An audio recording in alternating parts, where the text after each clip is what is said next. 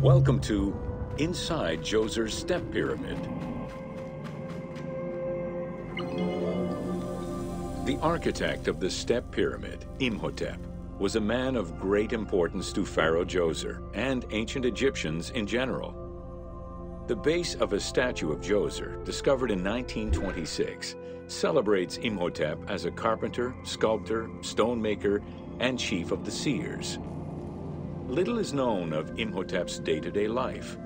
While he is credited for writing medical texts, it is for his role of architect that he is most famously known.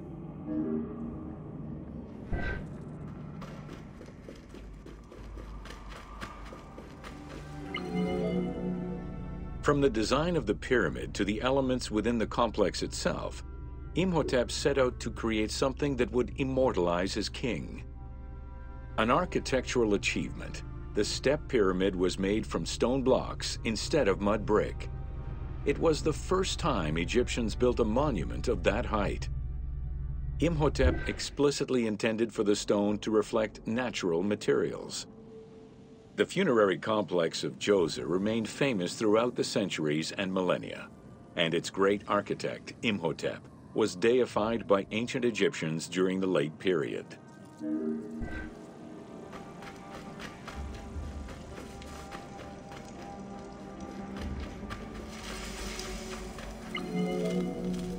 In addition to the central subterranean palace built for Djoser, 11 wells were dug.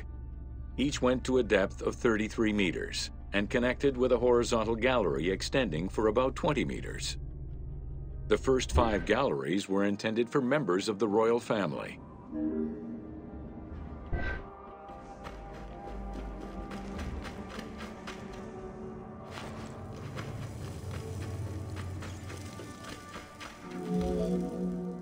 Two passages lead underground and branch off in 3 directions to various magazine galleries.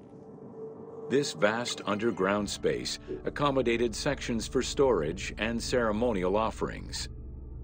One of the tunnels, starting on the east side of the pyramid, contained 40,000 stone vessels, many of them belonging to the king's ancestors.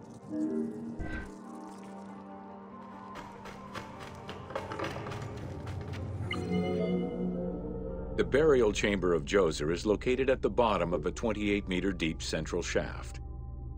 According to Egyptologist Jean-Philippe Lauer, the chamber was originally made from polished blocks of limestone, while its ceiling was decorated in 5-pointed stars. At some point, however, the limestone blocks were replaced entirely by pink granite blocks, leaving behind only fragments of limestone blocks decorated with stars.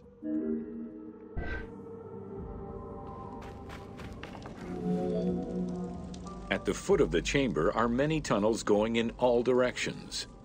This maze of tunnels, galleries, and chambers stretches over 5 kilometers. There are a number of dead ends and false doors. They may have been intended for the afterlife, rather than to fool thieves.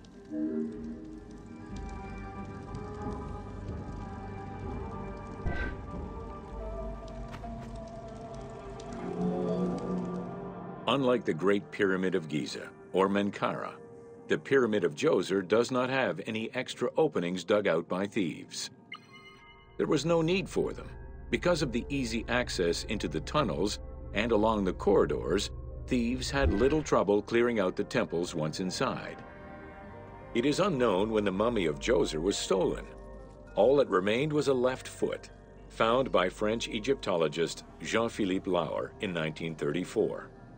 This architect, who devoted his whole life to meticulously exploring the complex, believed it belonged to Djoser.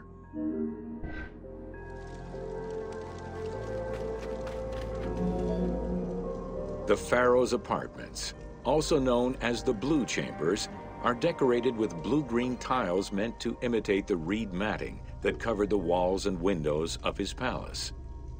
The stone is carefully curved and painted to look like the rolled mats of open doorways and curtains.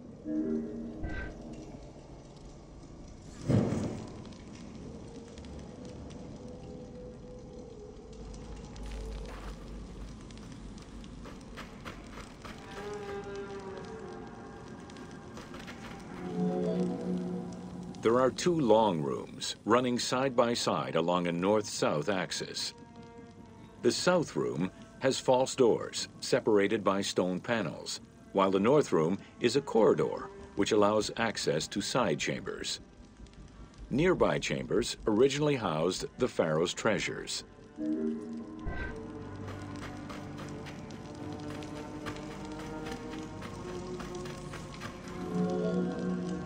The door frames are made of fine limestone and carved with the king's name. As in the south tomb, reliefs are carved into the doorways. These reliefs show the king performing rituals and visiting divine sanctuaries for all eternity. Their interiors are fictive additions made by the team to add to the wonders of the tomb. It is clear from the elaborate detail and scale of the complex that this funerary monument was a technological marvel of its time.